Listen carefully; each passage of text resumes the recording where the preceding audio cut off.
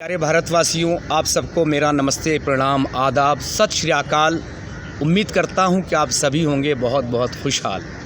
जो आज की ये सभा जंतर मंतर पे रखी है, दरअसल नाम इसका धरना प्रदर्शन है।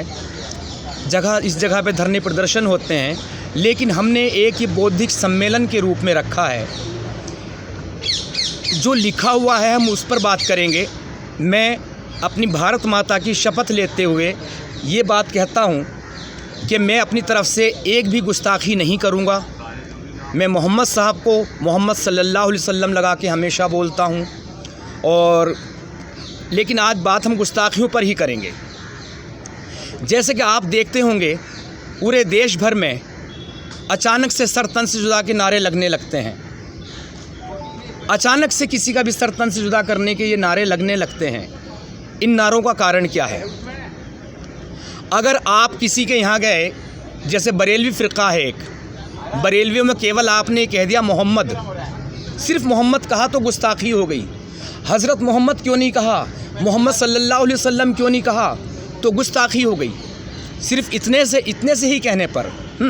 जैसे यहाँ पर हिंदू भी बस रहे हैं और भी लोग बस रहे हैं। अगर श्री राम ना कह के सिर्फ कोई राम कह दे, क्या कभी किसी हिंदू ने कहा कि तुमने गुस्ताखी कर दी? क्या किसी ने कहा गुस्ताखी कर दी? तुमने शिव क्यों कहा, तुमने शंकर ही क्यों कहा, तुमने श्री क्यों नहीं लगाया, तुमने श्री कृष्णा क्यों नहीं कहा, कृष्णा ही क्यों कहा है? और भी अलग अलग धर्मों के लोग हैं, पारसी भी हैं, यहाँ पे अलग है, सिख हैं, जैन हैं, बौद्धिस्ट हैं। लेकिन यही मसला आ जाता है कि यही एक इस्लाम ऐसा मज़हब क्यों है कि जो एकदम सर तन से जुदा के नारे लगाने लगता है। दरअसल हकीकत ये है, कुरान के अकॉर्डिंग, हदीसों में तो बहुत सारी चीज़ें हैं, हदीसों से कई बार ये मुकर जाते हैं। ये कहने लगते हैं नहीं जी ये तो हदीस कमज़ोर है, ये तो ज़ईफ़ है, ये तो लंगड़ी लूली है, हम इसको नहीं मानते, ये कहने लगते हैं। लेकिन जब बात आएगी कुरान की, कुरान करीम की, तो एक आयत से भी इनकार नहीं कर सकते। एक भी आयत से इनकार करने वाला शख्स मुसलमान ही नहीं है। तो हमारा आज सवाल ये है, भाई ब्लास्फेमी कौन कर रहा है? गुस्ताखी कौन कर रहा है? हिंदू कर रहा है, सिख कर रहा है, जैन कर रहा है, बौद्ध कर रहा है? कौन कर रहा है गुस्ताखी? गुस्ताखी तो कुरान का लिखने वाला कर रहा है, हैं? गुस्ताखी कुरान का लिखने वाला कर रहा है। जगह जगह पे काफिरों को, मुशरिकों को, मुनाफिकों को मारने काटने की बात है, लगभग 250 जगह पर। ये आपके सामने बैनर है, इस पर पढ़िए क्या लिखा है। ए नबी, मुसलमानों को जिहाद की तरगीब दो। अगर तुम में से 20 सब्र करने वाले होंगे तो 200 पर हावी हो जाएंगे, और 100 मुसलमान पक्के ईमान वाले वो 1000 पे हावी होंगे। इसलिए हर मुसलमान कहता है कि एक मुसलमान 100 काफिरों पे भारी है। ये A to Z लिखा हुआ है, ऐसे ही नहीं कही जा रही है बात। तो अब क्या लोगों का कहना, भैया जियो और जीने दो। लेकिन इस्लाम वो चीज़ है, वो मगरमच्छ है जो पूरी दुनिया को निगलने की, खाने की ताकत रखता है। अब आप देखिए, जहाँ से इस्लाम की शुरुआत होती है, अरब में, जहाँ पे ये हज करने जाते हैं, वहाँ पे 360 मूर्तियाँ थी, यानी कि 360 बुत कदे थे, बुत थे, हाँ बुत बोलते हैं, ये मूर्तियाँ थी। तो उन सबको तोड़ने के बाद काबे को बनाया गया है। वहाँ पर हिंदू टाइप के जो भी होंगे, उनका जो फॉलो करते थे, लात मनात उज़्ज़ा, जो उनके देवी देवता थे, तो वो सब ख़त्म हो गए। वो मूर्ति पूजक भी नहीं रहे। कुछ नास्तिक होंगे काफिर, वो भी नहीं रहे। यहूदी भी थे, वो भी नहीं रहे। ईसाई भी थे, वो भी नहीं रहे। वहाँ से जहाँ से फिर इस्लाम उठकर चलता रहा है। आप देख लीजिए, ईरान किन का मुल्क था? पारसियों का मुल्क था। और पारसी कितने अमन पसंद कौम है, हमारे देश में भी कितना बड़ा योगदान है। तो पारसियों का वो मुल्क ही ख़त्म कर दिया, पूरा का पूरा ईरान मुस्लिम कंट्री हो गया। आप अफ़गानिस्तान देख लीजिए, अफ़गानिस्तान में कहाँ गए? वहाँ भी सारी कौमें बस रही थी, पूरा बौद्धिस्ट लोगों का था, ठीक है। फिर आप देख लीजिए पाकिस्तान में कितने लोग थे, कितने परसेंट थे, कहाँ गए वो आज की तारीख़ में? हाँ, फिर आप देख लीजिए अफ़गानिस्तान से कहाँ गए? और हाँ, ये बांग्लादेश से देखिए कैसे कैसे मारा जा रहा है, काटा जा रहा है, ये सब किया जा रहा है। और जब लोग कहते हैं कि मुसलमान जब एक एक लड़की पर वो भेड़ियों की तरह लपकते हैं, नोचते हैं। अभी कुछ वीडियोस वायरल हुई थी, उन जिहादियों को, उन बेशर्म लोगों को ये शर्म नहीं आई कि एक लड़की के कपड़े उतार रहे हैं, बारी बारी सब रेप कर रहे हैं और वीडियो भी बना रहे हैं फ़ख्र के साथ। लेकिन क्यों कर रहे हैं? इसका रीज़न है सीधा सीधा कुरान ये कहता है कि अगर तुमने किसी गैर मुस्लिम मुल्क पर हमला किया किसी भी मुल्क पर, तो माले गनीमत लफ्ज़ आया है कुरान में, जो हदीसों में तो बहुत ज़्यादा है। हाँ, माले गनीमत कहते हैं लूट के माल को। तो फिर उस देश की सारी चीज़ें जो भी है वो आपकी मिल्कियत में आ गई, और यहाँ तक कि किसी की बहन, बेटी, बच्ची, सब की सब वैसी आ गई। ठीक है, ये चीज़ें। और मैं भी कुरान की आयतों पर आऊँगा। एक संदेश जो मैं बार बार पहुँचा रहा हूँ, जैसे कि अभी एक नेहा नाम की लड़की जो दिल्ली अशोक नगर में रहती हैं, उनका किस तरह से लड़के ने छत से गिरा दिया 5वीं मंजिल से, और वो बेचारी उसको पिछले 3 साल से राखी बांध रही थी। पिछले 3 साल से वो लड़की उसको राखी बांध रही थी, लेकिन इसके बावजूद उसने उसे शादी के लिए प्रपोज़ कर दिया। अब ये बात पर मुसलमान भी कहीं कह रहा है नहीं वो लड़का अच्छा नहीं था, ऐसे गलत बात की, घिनौनी बात की। अरे भैया, इस्लाम के अकॉर्डिंग कोई घिनौनी बात नहीं की, क्योंकि इस्लाम में मुँह बोले रिश्ते हर तरह से हराम हैं। आप किसी को माँ, बहन, बेटी कुछ बना ही नहीं सकते। सब मुँह बोले, सारे टोटल मुँह बोले रिश्ते हराम हैं। और हराम क्यों हुए? ये खुद हमारे पैगंबर मोहम्मद सल्लल्लाहु अलैहि वसल्लम ने किए, जो कि कुरान से साबित है। कुरान से क्या साबित है? जैसे वो आयत भी कोट करूँगा मैं।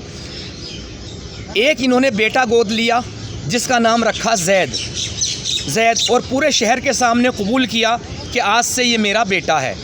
ठीक है, चलो मान लिया तुम्हारा बेटा है। और फिर जब उसकी शादी कराई अपनी कज़िन सिस्टर, ठीक है, कज़िन सिस्टर से शादी हो गई, और फिर एक बार उसे देख लिए एक अलग सी अजीब अवस्था में, मैं अब उसकी चर्चा नहीं करूँगा।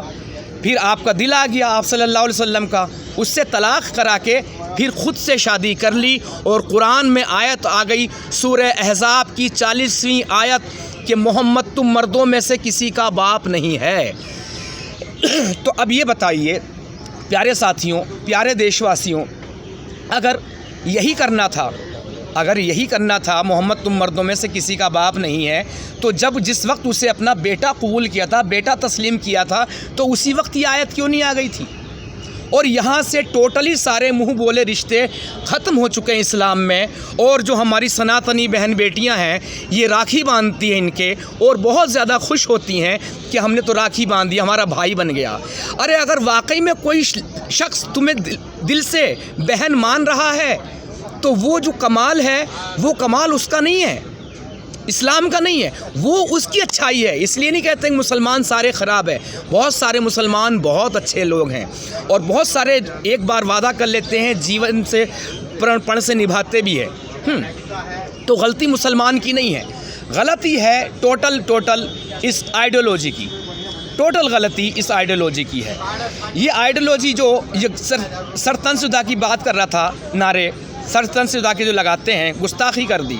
अरे भाई, कुरान तो सारे मज़हबों की, सारे धर्मों की, सारी जितनी भी आइडियोलॉजी है, सबकी गुस्ताखी कर रहा है एक साथ। ये देखिए, अगर ऐसी बात किसी हिंदू की किताब में होती, गीता में होती, रामायण में होती, कहीं भी होती, तो ये क्या हाल करते हैं। आप देख रहे हैं ये आयत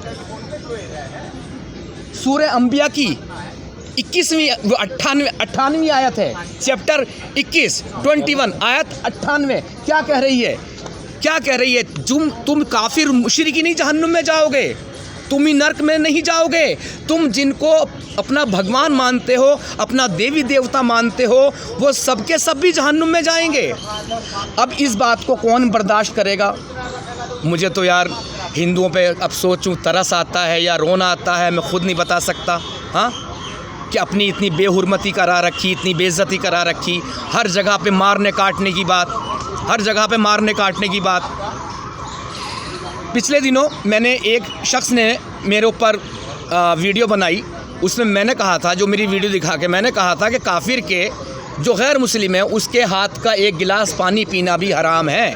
और वो बुखारी की हदीस पेश करता है, वो बंदा वो कहता है कि नहीं जी, हुजूर ने तो दूध ही पिया एक काफिर के हाथ का। अरे दूध पिया तो फिर कुरान से बड़े हैं क्या वो? कुरान क्या कह रहा है?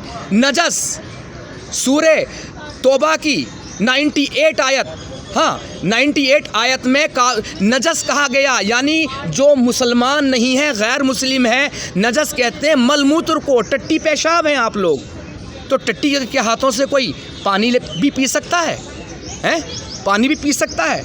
अब आप देखिए, जो कहते हैं ना, ये कहते नहीं जी जिहाद ये नहीं है, ये जलेबियाँ बहुत ज़्यादा बनाते हैं, जिहाद ये नहीं जी, वो नहीं है।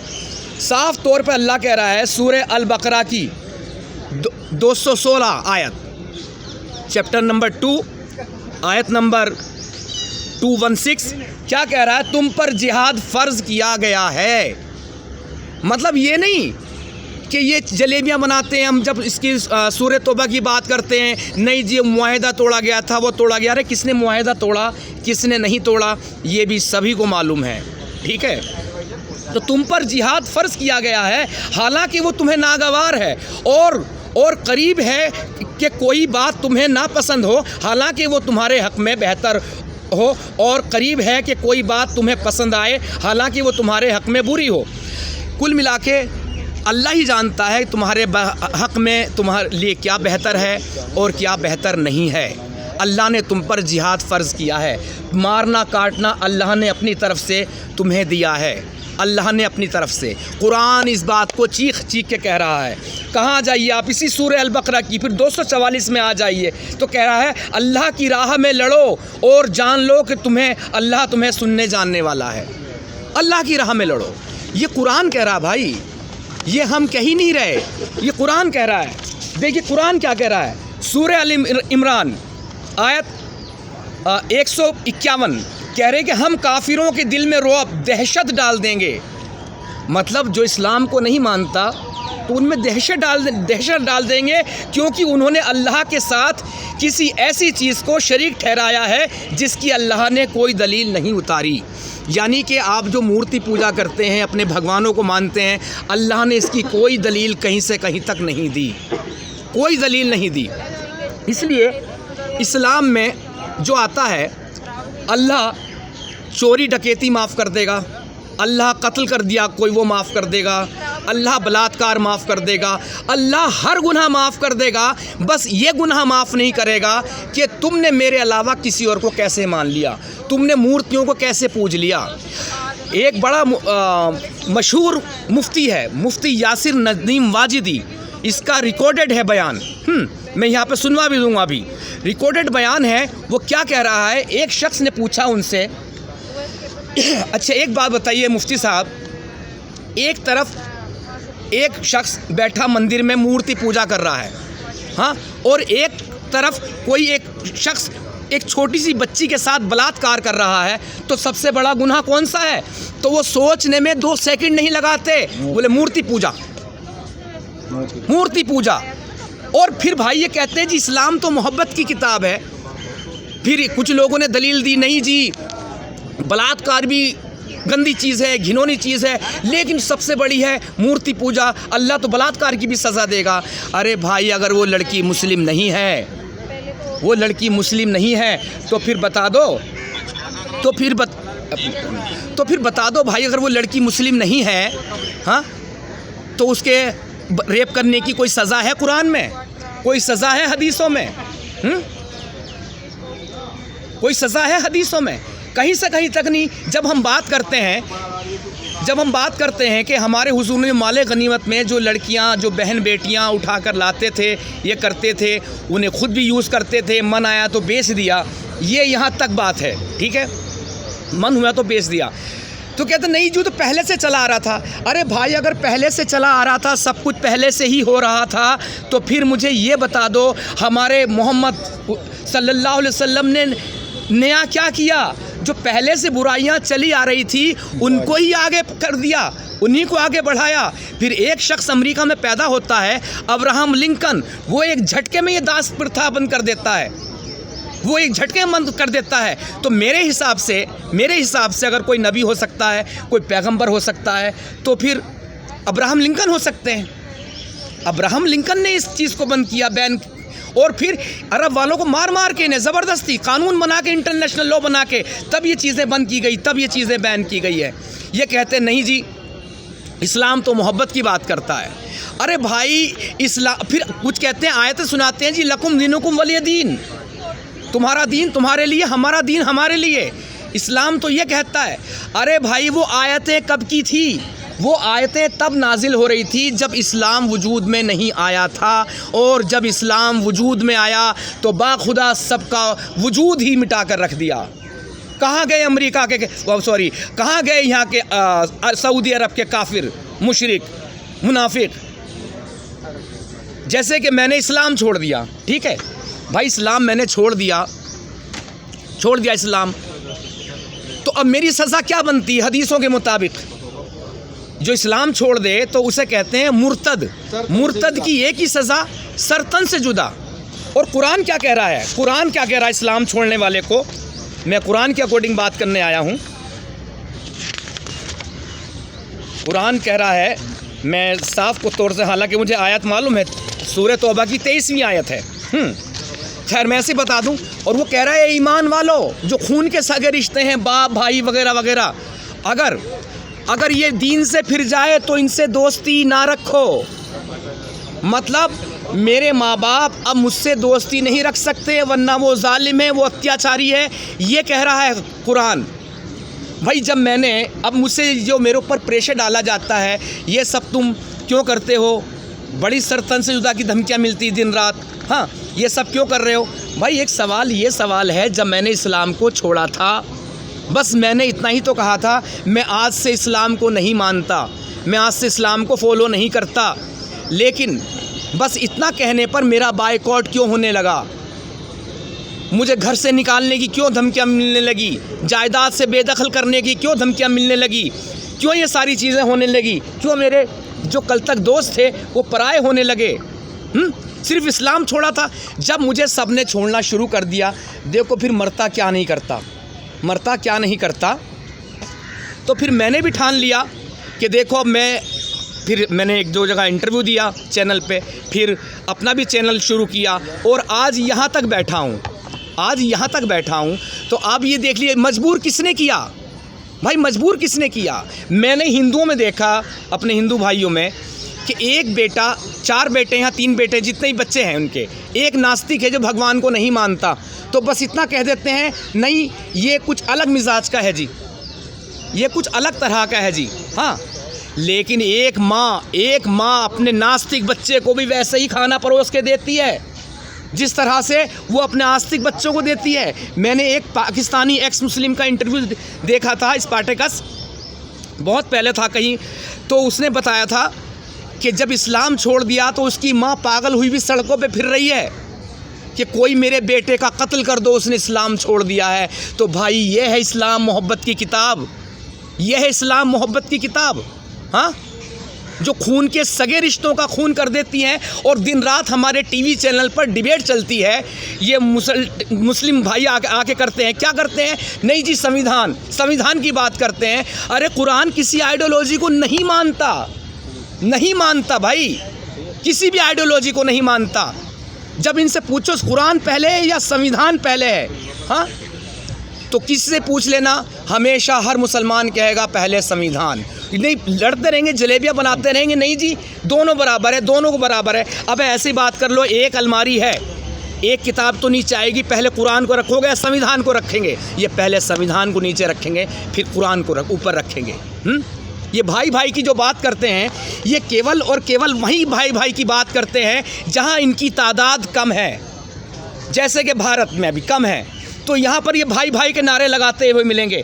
आप इनसे भाई के नारे लगवा दीजिए पाकिस्तान में, हिंदू मुस्लिम भाई के, आप इनसे हिंदू मुस्लिम भाई के नारे लगवा दीजिए बांग्लादेश में, लगवा दीजिए अफ़गानिस्तान में, या किसी भी इस्लामिक कंट्री में लगवा दीजिए। नहीं लगाने वाले। इस्लाम के 3 रुकुन हैं। एक है दारुल हर्ब, जो काफिरों का देश है, जिससे इन्हें जंग करनी है, दारुल हर्ब। एक है दारुल इस्लाम, जो कि पूरा का पूरा जहाँ पर इस्लाम कायम हो चुका है, एक वो है। और एक है दारुल अमन, जहाँ पर इनकी संख्या कम है, बहुत कम है जहाँ पर इनकी संख्या। वहाँ पर ये भाई भाई के नारे लगाएंगे, ये झुक के चलेंगे, ये सलाम नमस्ते आदाब करते हुए चलेंगे। बहुत सारी तरह तरह की आपको अब। अच्छा, एक चीज़ और मज़े की, ये कह रहे हैं कि भारत में हमारे ऊपर जुल्म हो रहा है। ख़ास तौर से जब से भाजपा सरकार आई है तब से जुल्म हो रहा है इनके ऊपर। तो कुरान की मानो भाई, कुरान की सूरह निसा की 97 आयत में अल्लाह क्या कह रहा है? अल्लाह के ये कह रहा है कि जब तुम मर जाओगे फरिश्ते तुमसे आकर हिसाब किताब पूछेंगे। जो उसका मफ़हूम ये है, तो तुम्हारे ऊपर जुल्म हो रहे थे तो फिर फरिश्ते पूछेंगे, कहेंगे क्या तुम हिजरत नहीं कर सकते थे? क्या तुम उस वतन को नहीं छोड़ सकते थे? अल्लाह ने कितनी बड़ी दुनिया बनाई, अब तुम जहन्नुम में जाओगे। तो मेरे प्यारे प्यारे मुस्लिम भाइयों, बहनों, दोस्तों, साथियों, अगर लगता है आपको भारत में आपके ऊपर जुल्म हो रहा है तो कुरान के मुताबिक आपको ये देश छोड़ना पड़ेगा। कुरान के मुताबिक, ये मैं नहीं कह रहा, ये अल्लाह का कलाम कह रहा है। हाँ, और फिर बीच में कुछ आ जाएंगे सेकुलर गैंग वाले, नहीं जी कोई जुल्म नहीं हो रहा, कुछ नहीं हो रहा। तो मैं अभी आता हूँ, थोड़ा सा पानी पी लूँ। हमारे भाई हैं एक्स मुस्लिम वासिद, ये देखिए, ये भी अपना चेहरा देख के आ चुके हैं। इनका भी घर परिवार ने सब ने त्याग दिया है। मैं भी अब ऐसा हो चुका, जैसे एक चीज़ ऐड कर दूँ कि ये कहते हैं जब अल्लाह की बात आती है कि अल्लाह ने ना किसी को पैदा किया और ना अल्लाह किसी से पैदा हुआ, यानी अपनी ज़ात से पैदा नहीं किया, ना वो मेल है ना फीमेल है, ठीक है, अपनी रहमत से पैदा हुआ। तो इस्लाम को छोड़ने के बाद ना कोई मेरी माँ है, ना कोई बाप है, ना कोई भाई बहन है, कोई नहीं है। यानी कि मैं भी खुद अपनी रहमत से पैदा हो गया, जैसे ऐसा लगता है कभी कभी। तो वासिद भाई आगे आप कहिए, क्या कहेंगे? सवाल यही पढ़ के सुनाता हूँ जो कुरान में लिख रहा है। ये ज़ोर से बोलिए। सूरह अल-माइदा की आयत 51 है, ऐ मुसलमानों गैर मुस्लिमों को अपना दोस्त ना बनाओ। कॉलर माइक लगा दो ना। ये आपस में एक दूसरे के दोस्त है, ये लगा दो पहले उनको। तुम में से जो कोई उन्हें दोस्ती रखेगा इधर बीच में आ जाओ, वो उन्हीं में से है। बेशक अल्लाह। चेयर पे चले जाओ, इनको इस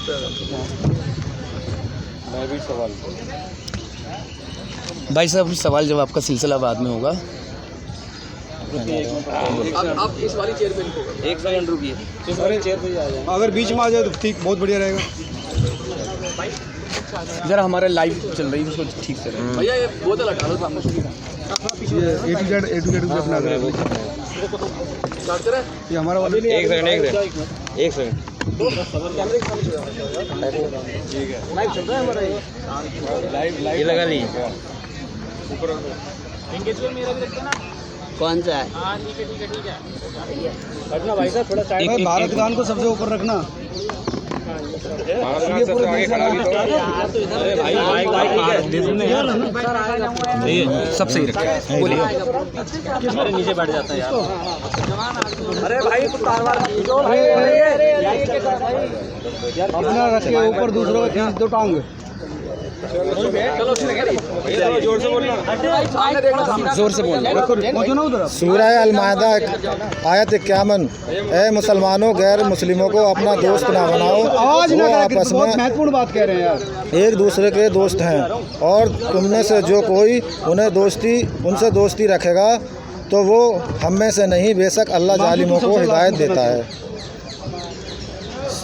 सूरह 8 अनफाल कहती है, आयत नंबर 12, याद करो ए हबीब, जब तुम्हारा रब फरिश्तों को वही भेजता था कि मैं तुम्हारे साथ हूँ, तुम मुसलमानों को साबित रखो, अनकरीब मैं काफिरों के दिलों में हैबत दहशत डाल दूँगा और तुम काफिरों की गर्दनों को ऊपर से मारो और उनके एक एक जोड़ पे ज़बरदस्त घात कर लगाओ।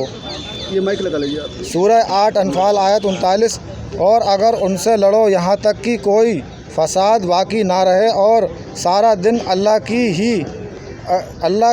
ही का हो, जो फिर अगर वो बाज आ जाएं तो अल्लाह उनके काम मैं आपसे सवाल भी करूँ देख रहा है कि कौन कौन सी आयत पर कौन कौन सी भारतीय संविधान का सूरह 8 अनफाल आयत 65 कहती है, ए नबी मुसलमानों को जिहाद की तबलीग दो, अगर तुम में से 20 सब्र करने वाले होंगे तो 200 पर गालिब आएंगे, और अगर तुम में से 100 होंगे तो 1000 पर गालिब आएंगे, क्योंकि काफिर नासमझ हैं।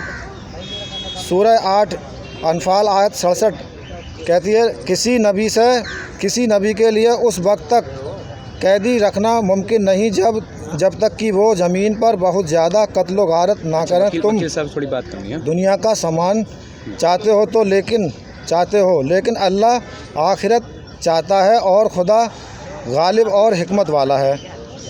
ठीक है। एक आयत और पढ़ता हूँ। ये क्या कहती है? सूरह 9 तौबा आयत 14। गैर मुस्लिम तुम उनसे लड़ो, अल्लाह तुम्हारे हाथ से उन्हें अजाब देगा और उन्हें जलीलो रुस्वा करेगा और उनके खिलाफ तुम्हारी मदद फरमाएगा और ईमान वालों के दिलों को ठंडा करेगा। ठीक है, चलो मैं इनसे, वकील साहब है सुप्रीम कोर्ट से, कुछ मुझे इनसे सवाल करने हैं। ये कौन कौन सी आयतों पर बोल लीजिए, कौन कौन सी वो बनती है? 2-4 सवाल हो जाए फिर पहले आप अपना बात है ना। ठीक, आपकी आवाज़ बुलंद होनी चाहिए। चलिए ठीक है, चलो सवाल कर रहे वो हैं। लगा लीजिए। उधर चले जाओ थोड़ा सा। आज उधर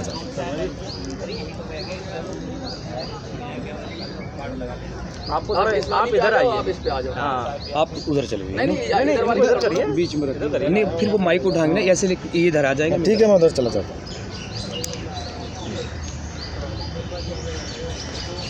आइए।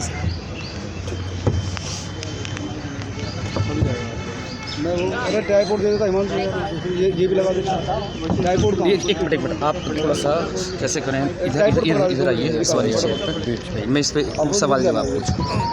ये वाला माइक भी ले लेंगे।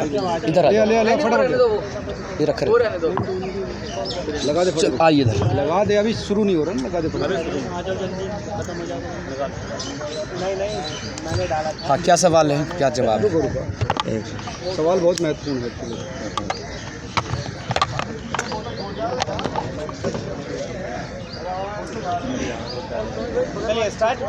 स्टार्ट। पानी